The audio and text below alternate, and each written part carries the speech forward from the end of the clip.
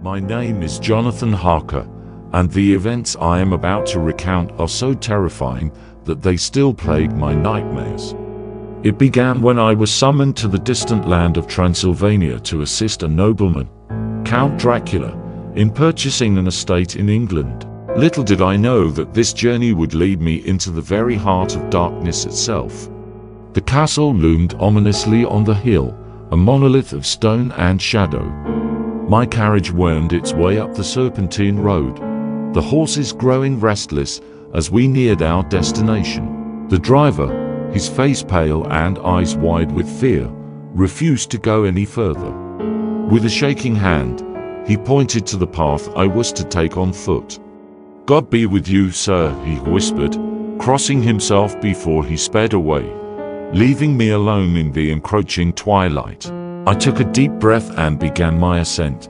The air grew colder, the wind howling through the twisted trees that lined the path. As I reached the massive, iron-bound doors of the castle, they swung open silently, as if expecting me. A tall, gaunt figure stood in the doorway, his eyes gleaming like coals in the darkness.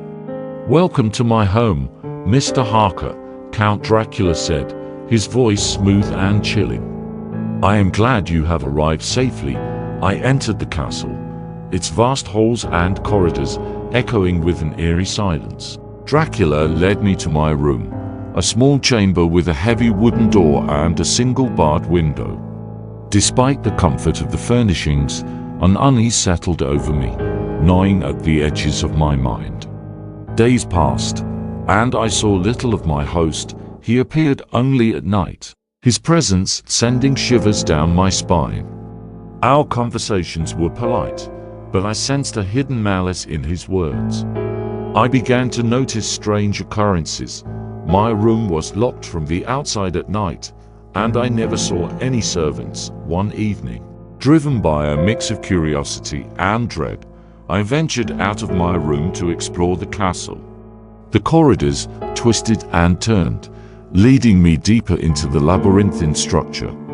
I found myself in a long, dimly lit gallery, lined with portraits of grim-faced ancestors. At the end of the gallery, a door stood ajar. I pushed it open and stepped inside. The room was a library, filled with ancient tomes and manuscripts. As I scanned the shelves, a particular book caught my eye, an old volume on the lore of vampires. My hands trembled as I read the passages, detailing the horrors of these creatures of the night.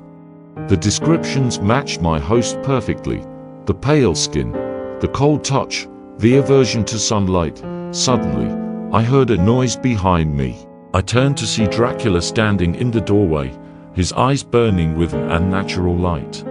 "You should not be here, Mr. Harker," he said, his voice a low growl. Curiosity can be dangerous. Before I could react, he was upon me, his grip like iron. He dragged me through the corridors, down into the bowels of the castle. We descended a spiral staircase, the air growing colder with each step. At the bottom, he threw me into a small, damp cell and locked the door. Days turned into weeks as I languished in the darkness, my hope dwindling with each passing moment. I heard the cries of other prisoners, their voices filled with despair. I realized then that I was not the only victim of Dracula's insidious hunger.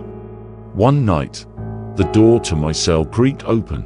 A young woman stood there, her face pale and eyes wide with fear. She motioned for me to follow her. We crept through the castle, avoiding the guards and the ever-watchful eyes of our captor. At last, we reached a small, hidden door that led out into the forest.